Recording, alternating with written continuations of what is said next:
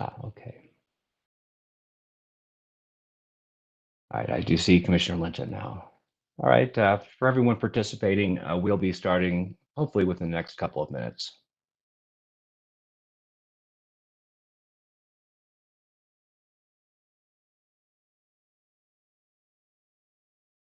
Let's see, is our court reporter, Ed, are you with us?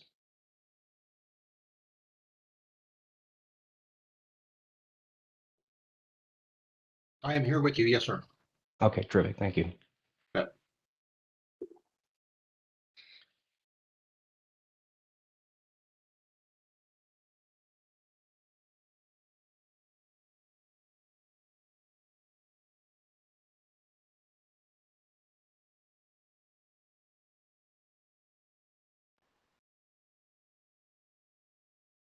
Okay.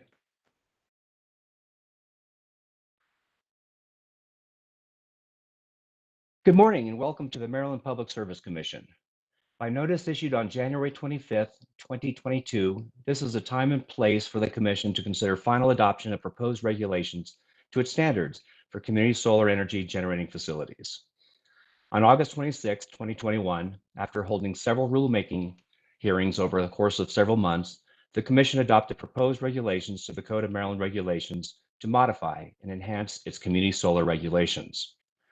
On January 3rd, 2022, the proposed regulations were published in the Maryland Register for notice and comment, with comments due by February 2nd, 2022.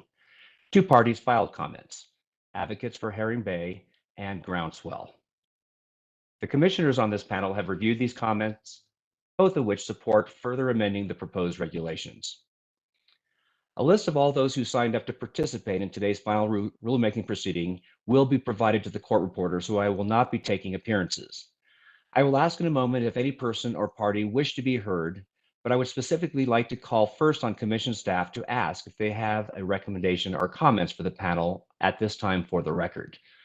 Ms. Garofalo. Good morning, Commissioners. Annette Garofalo and Philip Vanderhayden on behalf of Commission staff. As you noted, the regulations have been published.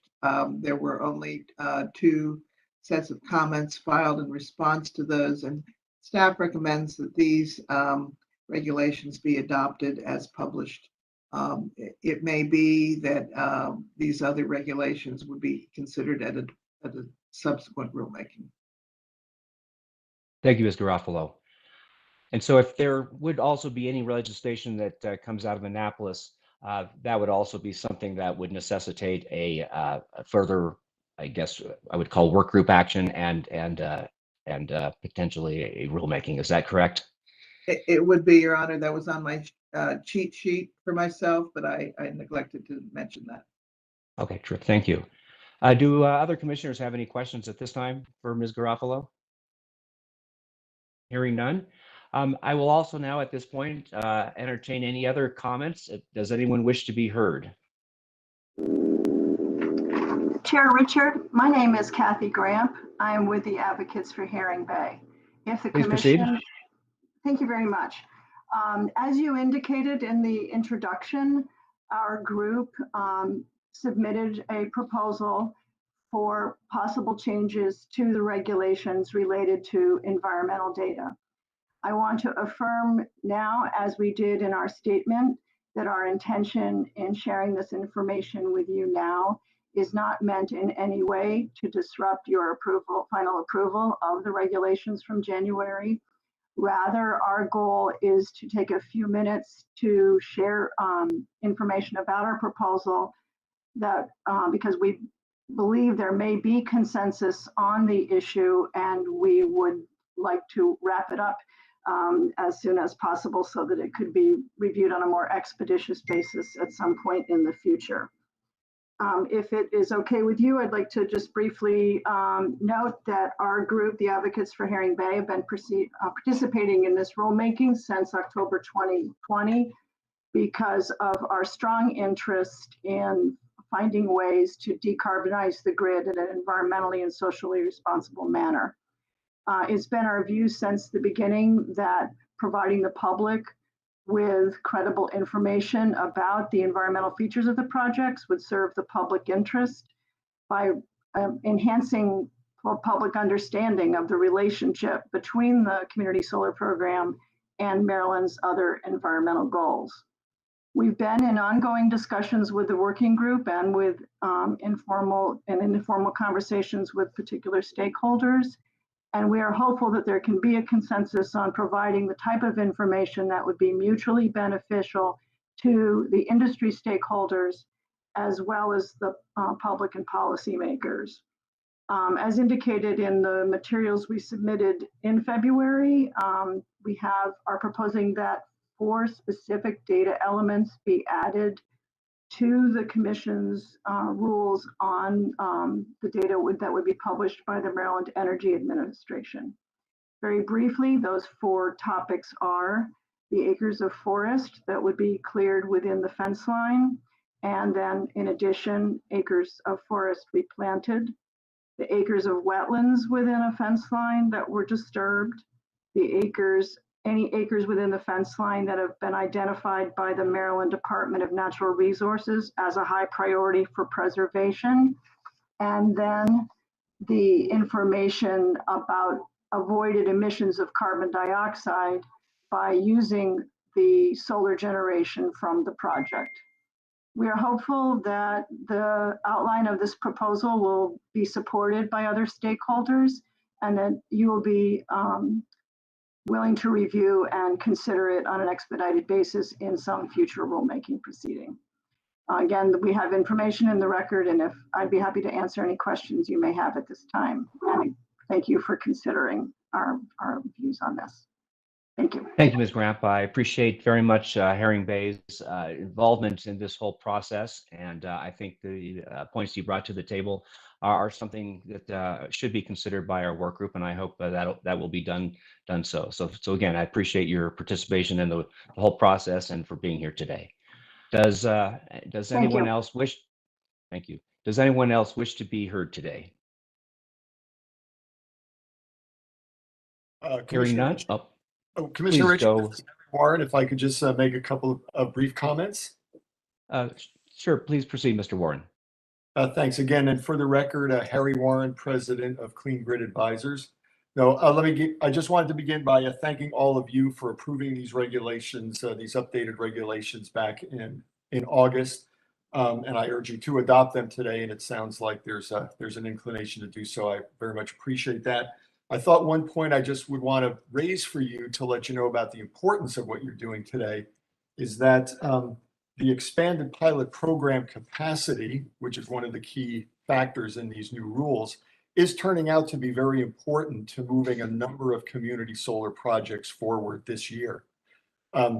So far, only BG&E has provided fully updated information on the capacity awards so far this year for year 5 capacity. But for a living, I tend to review the available data quite carefully.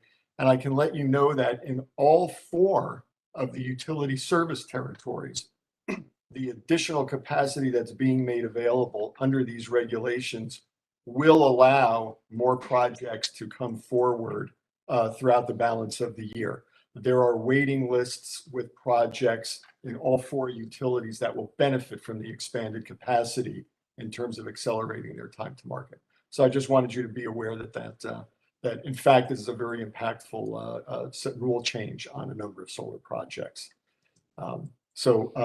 With that, we will shortly be on to our next mission in the working group, which is to help support you in your July 1st report that you owe the legislature on your recommendations for permanent program structure and issues.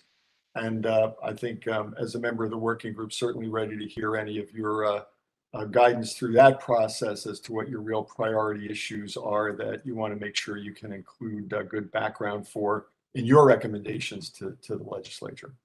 So with that, I'm certainly happy to answer any questions, but thank you for the opportunity to comment. Thank you, Mr. Warren. I appreciate again all your work on the work group and for being here today and for that report. Do Commissioner Linton or O'Donnell, do you have any questions for Mr. Warren? Seeing none, I will again ask, does anyone wish to be heard?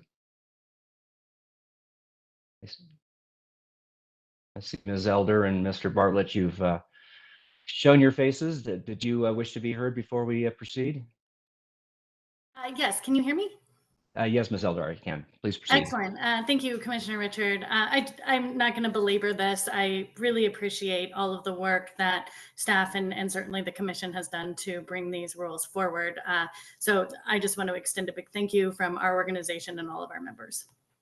Thank you, Ms. Elder. And like I said to others, we really appreciate all the time you put into the work group process and to these rulemaking proceedings. Mr. Bartlett, did you wish to be heard? No, thank you, Commissioner. No, I'm happy to participate in this session. Thank you, and appreciate all the work that the commission has done and the working group as well to bring us to this point. Thank you. Right, thank you. Well, before we proceed, do my fellow commissioners wish to make a statement or be heard before we move on to the motion?